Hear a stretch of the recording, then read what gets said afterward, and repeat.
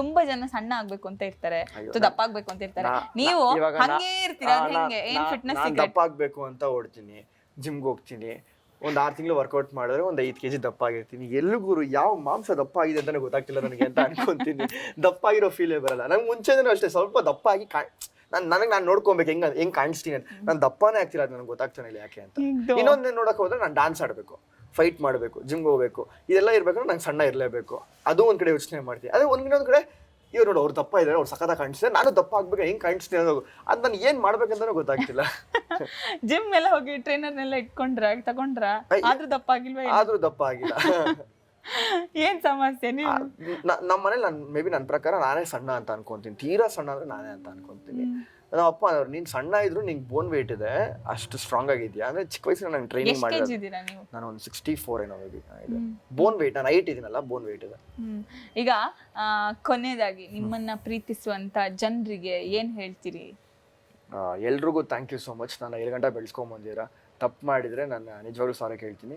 ಅದು ತಪ್ಪುಗಳನ್ನೆಲ್ಲ ನಾನು ಮಾತಾಡಿರೋ ಮಾತು ಪ್ರತಿಯೊಂದು ಯಾರಿಗೋ ಒಬ್ರಿಗೆ ಹರ್ಟ್ ಆಗಿದೆ, ಅದನ್ನು ನಾನು ತಿದ್ಕೊಂಡು ಇವತ್ತು ಚೆನ್ನಾಗಿದ್ದೀನಿ, ಚೆನ್ನಾಗಿ ಮಾತಾಡ್ತೀನಿ. ಅದು ನಿಮ್ಮೆಲ್ಲರಿಂದ, ನಿಮ್ಮೆಲ್ಲ ಕಮೆಂಟ್ಸ್ಗಳಿಂದ, ನಿಮ್ಮೆಲ್ಲ ಟ್ರೋಲ್ ಪೇಜಸ್ಸಿಂದ ಥ್ಯಾಂಕ್ ಯು ಸೊ ಮಚ್. 7 ಗಂಟೆ ಕರ್ಕೊಂಡ್ಬಂದಿರ. ಇನ್ನು ಮುಂದಕ್ಕೂ ಕರ್ಕೊಂಡೋಗಿ ಒಳ್ಳೆ ರೀತಿಯಲ್ಲಿ ಬೆಳೆಸಿ.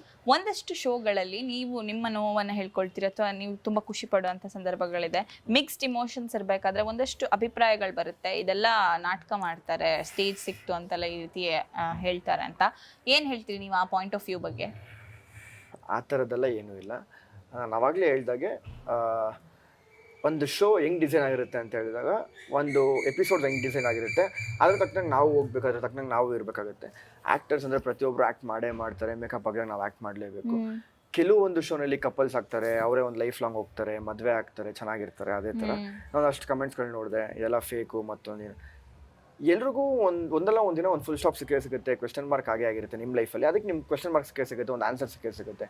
ಅದಕ್ಕೆ ಯಾಕೆ ಒಂದು ಅಷ್ಟೆಲ್ಲ ನೀವು ಏನಂತಾರೆ ಆ ಥರ ಬಿದ್ದು ಏನೋ ಕಮೆಂಟ್ ಆಗ್ತೀರಾ, ಏನೋ ಟ್ರೋಲ್ ಮಾಡ್ತೀರಾ, ಅದೆಲ್ಲ ಎಂಥದ್ದು ಇಲ್ಲ. ಎಲ್ಲರಿಗೂ ಒಂದು ಆನ್ಸರ್ ಸಿಗುತ್ತೆ, ಎಲ್ಲರ ಲೈಫಲ್ಲಿ ಒಂದು ಆನ್ಸರ್ ಸಿಗುತ್ತೆ. ಅದಕ್ಕೆ ನೀವೆಲ್ಲರೂ ವೆಯ್ಟ್ ಮಾಡ್ತಾರೆ.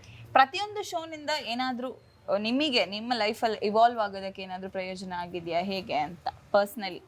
ಅಂದರೆ ಪ್ರತಿ ಶೋನಲ್ಲಿ ಅನ್ನೋದಕ್ಕಿಂತ ಇವಾಗ ಪ್ರತಿ ಚಾನಲಲ್ಲೂ ಒಂದೊಂಥರ ಅಂದರೆ ಕೆಲಸ ಮಾಡೋ ರೀತಿನೇ ಬೇರೆ ಬೇರೆ ಥರ ಆಗಿರುತ್ತೆ. ಇವಾಗ ಒಂದು ಚಾನಲಲ್ಲಿ ನಾನು ಕೆಲಸ ಮಾಡಿದಾಗ ಈ ಶೋಗೆ ಇದೇ ಬೇಕು, ರಫ್ ಆ್ಯಂಡ್ ಟಫ್ ಆಗಿರಬೇಕು, ತುಂಬ ಕೂಗಾಡಬೇಕು, ಕಿರ್ಚಾಡಬೇಕು, ಈ ಥರ ಒಂದಿರುತ್ತೆ. ಇನ್ನೊಂದು ಶೋನಲ್ಲಿ ಒಂದು ಟೀಮಾಗಿ ಆಡಿರ್ತೀವಿ, ಈ ಟೀಮ್ಗೆ ಏನು ಬೇಕು ನಾವು ಅದೇ ಥರ ಪ್ಲೇ ಮಾಡಬೇಕು. ಇನ್ನೊಂದು ಶೋನಲ್ಲಿ ಒಂದು ಕಪ್ಪಲ್ ಥರ ಮಾಡಿರ್ತೀವಿ, ಆ ಶೋಗೆ ಏನು ಬೇಕೋ ಅದೇ ಥರ ಮಾಡಬೇಕು. ಒಂದೊಂದು ಚಾನಲಲ್ಲಿ ನನಗೆ ಅದೇ ಹೇಳಿದಾಗ ಪ್ರತಿ ಚಾನಲ್ ನಾನು ಕೆಲಸ ಮಾಡ್ಕೊಂಡು ಬಂದಿರೋದ್ರಿಂದ ಎಲ್ಲ ಚಾನಲ್ ಒಂದು ಎಕ್ಸ್ಪೀರಿಯನ್ಸ್ ಆಗಿದೆ. ಎಲ್ಲ ಚಾನಲಲ್ಲಿ ಹೆಂಗೆ ಕೆಲಸ ಮಾಡ್ತಾರೆ, ಅವ್ರು ಯಾವ ಥರ ನಡ್ಕೊತಾರೆ, ಯಾವ ಥರ ಮಾತಾಡ್ತಾರೆ, ಯಾವ ಥರ ಟ್ರೀಟ್ ಮಾಡ್ತಾರೆ ಅವರು ಅಂತ ಅದೊಂದು ಎಕ್ಸ್ಪೀರಿಯನ್ಸ್ ಆಗಿದೆ. ಆ ಒಂದು ಚಾನಲ್ ಎಲ್ಲರಿಗೂ ಥ್ಯಾಂಕ್ಸ್. ಈಗ ಸಿನಿಮಾ ಮಾಡಬೇಕು ಅಂತೇಳಿ ಯೋಚನೆ ಮಾಡಿದ್ರೆ ಅದ್ರ ಬಗ್ಗೆ ಅಪ್ಡೇಟ್ ಕೊಡ್ತೀನಿ ಅಂತ ಅಂದ್ರೆ ನೀವು ಒಂಥರ ವಿಭಿನ್ನವಾಗಿ ಯೋಚನೆ ಮಾಡೋರು. ಸೊ ಡೈರೆಕ್ಷನ್ ಮಾಡೋ ಏನಾದ್ರು ಪ್ಲಾನ್ಸ್ ಇದೆಯಾ? ಎಲ್ಲ ಎಂಥದ್ದು ಇಲ್ಲ. ಒಳ್ಳೆ ಆರ್ಟಿಸ್ಟ್ ಆಗಬೇಕು, ಮನೆಗೆ ಒಂದು ಒಳ್ಳೆ ಮಗ ಆಗಬೇಕು, ಅಷ್ಟೇ, ಇನ್ನೇನು ಆಸೆ ಇಲ್ಲ. ಓಕೆ.